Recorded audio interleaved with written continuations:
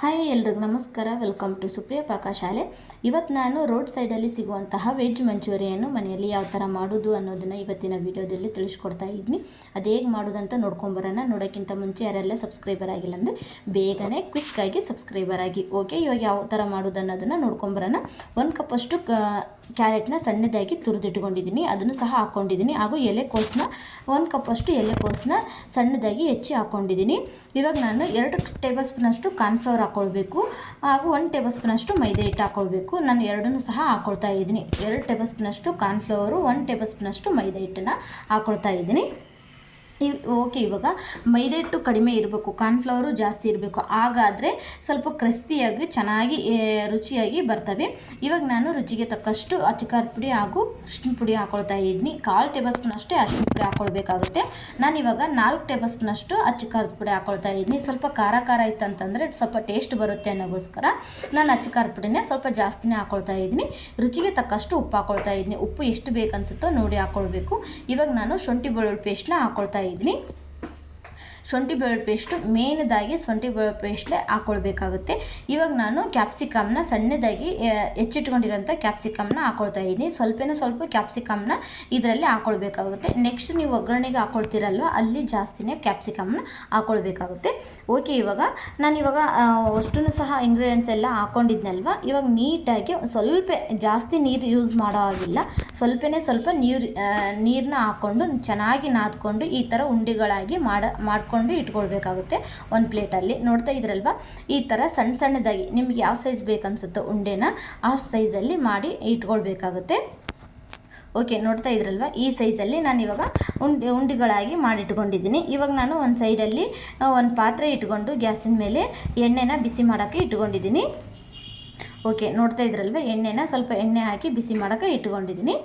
ಇವಾಗ ಒಂದು ಸ್ವಲ್ಪ ಗ್ಯಾಸ್ನ ಸ್ವಲ್ಪ ಲೋ ಫ್ಲೇಮಲ್ಲಿ ಇಟ್ಕೊಳ್ಬೇಕಾಗುತ್ತೆ. ಹೈ ಫ್ಲೇಮಲ್ಲಿ ಇಟ್ಕೊಂಡ್ರಪ್ಪ ಅಂತಂದರೆ ಅವೆಲ್ಲ ಒತ್ತೋ ಸಾಧ್ಯತೆ ಇರುತ್ತೆ ಅಲ್ವಾ, ಅದಕ್ಕೆ ಸ್ವಲ್ಪ ಲೋ ಫ್ಲೇಮಲ್ಲಿ ಇಟ್ಕೊಳ್ಬೇಕು. ಇವಾಗ ಸಣ್ಣ ಉಂಡೆಗಳಾಗಿ ನಾನು ಈ ಥರ ಮಾಡಿಟ್ಕೊಂಡಿದ್ನಲ್ವ, ಇವನ್ನೆಲ್ಲದನ್ನು ಸಹ ಎಣ್ಣೆಯಲ್ಲಿ ಹಾಕ್ಕೊಳ್ತಾ ಇದ್ದೀನಿ. ಹಾಕ್ಕೊಂಡು ಈ ಥರ ಸ್ವಲ್ಪ ಕ್ರಿಸ್ಪಿ ಆಗೋ ತನಕ ಫ್ರೈ ಮಾಡ್ಕೊಳ್ಬೇಕಾಗುತ್ತೆ. ಸ್ವಲ್ಪ ಇತ್ತು ಅಂದರೆ ಚೆನ್ನಾಗಿ ಅನ್ಸೋದೇ ಇಲ್ಲ. ಈ ಥರ ಕ್ರಿಸ್ಪಿಯಾಗಿ ಆಗಬೇಕು, ಸ್ವಲ್ಪ ಕೆಂಪುಗಾಗೋ ತನಕ ನೀವು ಫ್ರೈ ಮಾಡ್ಕೊಳ್ಬೇಕು. ಇವಾಗ ನಾನು ಫ್ರೈ ಮಾಡ್ಕೊಂಡಿದ್ದೀನಿ, ಒಂದು ಪ್ಲೇಟಿಗೆ ಸರ್ವ್ ಮಾಡಿದ್ದೀನಿ. ಓಕೆ, ಇವಾಗ ಒಂದು ಬಾಂಡಲಿಗೆ 4 ಟೇಬಲ್ ಸ್ಪೂನಷ್ಟು ಎಣ್ಣೆ ಹಾಕ್ಕೊಳ್ತಾ ಇದ್ದೀನಿ. ಎಣ್ಣೆ ಹಾಕಿ 1 ಟೇಬಲ್ ಸ್ಪೂನಷ್ಟು ಜೀರಿಗೆ ಹಾಕ್ಕೊಳ್ತಾ ಇದ್ದೀನಿ. ಹಾಗೆ ಸ್ವಲ್ಪ ಕರಿಬೇವು ಹಾಕ್ಕೊಳ್ಬೇಕಾಗುತ್ತೆ. ಓಕೆ, ಇವಾಗ ನೋಡ್ತಾ ಇದ್ರಲ್ಲ, ಸ್ವಲ್ಪ ಕರಿಬೇವು ಹಾಕಿದ ಮೇಲೆ ನಾವು ಸಣ್ಣದಾಗಿ ಹೆಚ್ಚಿಟ್ಕೊಂಡಿರುವಂತಹ ಶುಂಠಿ ಬೆಳ್ಳುಳ್ಳಿ ಪೇಸ್ಟ್ನ ಹಾಕ್ಕೊಳ್ತಾ ಇದ್ದೀನಿ. ಹಾಗೆ ಸಣ್ಣದಾಗಿ ಹೆಚ್ಚಿಟ್ಕೊಂಡಿರುವಂತಹ ಈರುಳ್ಳಿ ಹಾಕ್ಕೊಳ್ತಾ ಇದ್ದೀನಿ. ಶುಂಠಿ ಬೆಳ್ಳುಳ್ಳಿ ಪೇಸ್ಟು ಚೆನ್ನಾಗಿ ಫ್ರೈ ಆಗಬೇಕು. ಆದಮೇಲೆ ಹಾಗೆ ಸಣ್ಣದಾಗಿ ಹೆಚ್ಚಿಟ್ಕೊಂಡಿರುವಂತಹ ಈರುಳ್ಳಿ ಹಾಕ್ಕೊಳ್ತಾ ಇದ್ದೀನಿ. ಓಕೆ, ಇವಾಗ ನೋಡ್ತಾ ಇದ್ರಲ್ವ, ಈ ಥರ ಈರುಳ್ಳಿ ಹಾಕಿದ ಮೇಲೆ ಕ್ಯಾಪ್ಸಿಕಮ್ನ ಹಾಕ್ಕೊಳ್ತಾ ಇದ್ದೀನಿ.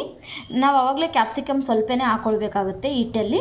ಇವಾಗ ನಾವು ಒಗ್ಗರಣೆ ರೆಡಿ ಮಾಡ್ಕೊಳ್ತಾ ಇರ್ತೀವಲ್ವ, ಅದಕ್ಕೆ ನೀವು ಕ್ಯಾಪ್ಸಿಕಮ್ ಜಾಸ್ತಿ ಹಾಕಿದರೆ ನಡೆಯುತ್ತೆ. ಇದಕ್ಕೆ ನಾವು ಆವಾಗಲೇ ಅಚ್ಚಕಾರದ ಪುಡಿ ಸ್ವಲ್ಪ ಜಾಸ್ತಿ ಹಾಕಿದ್ವಲ್ವ, ಅದಕ್ಕೆ ನಾನು 1 ಟೇಬಲ್ ಸ್ಪೂನಷ್ಟು ಅಚ್ಚಕಾರದ ಪುಡಿ ಹಾಕ್ಕೊಳ್ತಾ ಇದ್ದೀನಿ. ಹಾಗೆ ಸ್ವಲ್ಪ ರುಚಿಗೆ ತಕ್ಕಷ್ಟು ಉಪ್ಪು ಹಾಕ್ಕೊಳ್ತಾ ಇದ್ದೀನಿ. 2 ಟೇಬಲ್ ಸ್ಪೂನಷ್ಟು ಟೊಮೆಟೊ ಸಾಸ್ ಹಾಕ್ಕೊಳ್ತಾ ಇದ್ದೀನಿ. ಹಾಗೆ 1 ಬೂಚಷ್ಟು ಸೋಯಾ ಸಾಸ್ ಹಾಕ್ಕೊಳ್ತಾ ಇದ್ದೀನಿ. ಸ್ವಲ್ಪ ಸೋಯಾ ಸಾಸ್ ಜಾಸ್ತಿ ಇದ್ರೂ ಗ್ರೇವಿ ಚೆನ್ನಾಗಿರುತ್ತೆ. ಓಕೆ, ಇವಾಗ 1 ಟೇಬಲ್ ಸ್ಪೂನಷ್ಟು ಸೋಯಾ ಸಾಸ್ ಹಾಕೊಂಡ್ಮೇಲೆ ಟೊಮೆಟೊ ಸಾಸ್ 2 ಟೇಬಲ್ ಸ್ಪೂನಷ್ಟು ಹಾಕ್ಕೊಳ್ಬೇಕಾಗುತ್ತೆ. ನಾವು ಕಾರ್ನ್ಫ್ಲವರು ಹಾಗೂ ನೀರನ್ನ 2 ಮಿಕ್ಸ್ ಮಾಡಿ ಇಟ್ಕೊಂಡಿದ್ದೀನಿ. 2 ಟೇಬಲ್ ಸ್ಪೂನಷ್ಟು ಕಾರ್ನ್ಫ್ಲವರ್ ಹಾಕ್ಕೊಳ್ಬೇಕಾಗುತ್ತೆ, ಅರ್ಧ ಕಪ್ಪಷ್ಟು ನೀರು ಹಾಕ್ಕೊಳ್ಬೇಕಾಗುತ್ತೆ. ಆವಾಗೇ ಗ್ರೇವಿ ಚೆನ್ನಾಗಾಗುತ್ತೆ. ಓಕೆ, ಇವಾಗ ಕಾರ್ನ್ಫ್ಲವರ್ ಹಾಗೂ ನೀರನ್ನ 2 ಮಿಕ್ಸ್ ಮಾಡಿ ಇವಾಗ ಹಾಕ್ಕೊಳ್ತಾ ಇದ್ದೀನಿ. ನೋಡ್ತಾ ಇದ್ರಲ್ವ, ಗ್ರೇವಿ ಎಷ್ಟು ಚೆನ್ನಾಗಾಗಿದೆ ಅಂತಂದರೆ ರೋಡ್ ಸೈಡಲ್ಲಿ ಸಿಗುವಂಥ ಗ್ರೇವಿ ಥರನೇ ಆಗಿದೆ. ಓಕೆ, ಇವಾಗ ನಾವು ಎಣ್ಣೆಯಲ್ಲಿ ಫ್ರೈ ಮಾಡಿ ಇಟ್ಕೊಂಡಿರೋಂಥ ಗೋಬಿನ ಇವಾಗ ಹಾಕಿ ಚೆನ್ನಾಗಿ ಫ್ರೈ ಮಾಡ್ಕೊಳ್ತಾ ಇದ್ದೀನಿ. ಸ್ವಲ್ಪ ಗ್ಯಾಸ್ನ ಕಡಿಮೆನೇ ಇಟ್ಕೊಂಡು ಲೋ ಫ್ಲೇಮ್ ಇಟ್ಕೊಂಡು ಈ ಥರ ನೀಟಾಗಿ ಫ್ರೈ ಮಾಡ್ಕೊಳ್ಬೇಕಾಗುತ್ತೆ. ಗ್ರೇವಿ ಎಲ್ಲ ಚೆನ್ನಾಗಿ ಗೋಬಿಗೆ ಹತ್ತಬೇಕು, ಆ ಥರ ಫ್ರೈ ಮಾಡ್ಕೊಳ್ಬೇಕಾಗುತ್ತೆ. ಓಕೆ, ಇವಾಗ ನೋಡ್ತಾ ಇದ್ರಲ್ವ, ಈ ಥರ ಗ್ರೇವಿ ಎಲ್ಲ ಚೆನ್ನಾಗಿ ಹತ್ತಬೇಕು. ಓಕೆ, ಇವಾಗ ರೆಡಿ ಆಗಿದೆ. ನೋಡ್ತಾ ಇದ್ರಲ್ವ, ಎಷ್ಟು ಚೆನ್ನಾಗಾಗಿದೆ ಅಂದರೆ ಒಂದು 5 ನಿಮಿಷ ಈ ಥರ ಗ್ಯಾಸ್ನ ಕಡಿಮೆ ಇಟ್ಕೊಂಡು ಫ್ರೈ ಮಾಡ್ಕೊಳ್ಬೇಕಾಗುತ್ತೆ. ಇವಾಗ ನಾನು ಒಂದು ಪ್ಲೇಟಿಗೆ ಸರ್ವ್ ಮಾಡ್ತಾ ಇದ್ದೀನಿ. ನೋಡ್ತಾ ಇದ್ರಲ್ಲಿ ರೋಡ್ ಸೈಡಲ್ಲಿ ಸಿಗುವಂತಹ ವೆಜ್ ಮಂಚೂರಿಯನ್ನು ಮನೆಯಲ್ಲೇ ಸುಲಭವಾಗಿ ಮಾಡ್ಕೊಳ್ಬೋದು.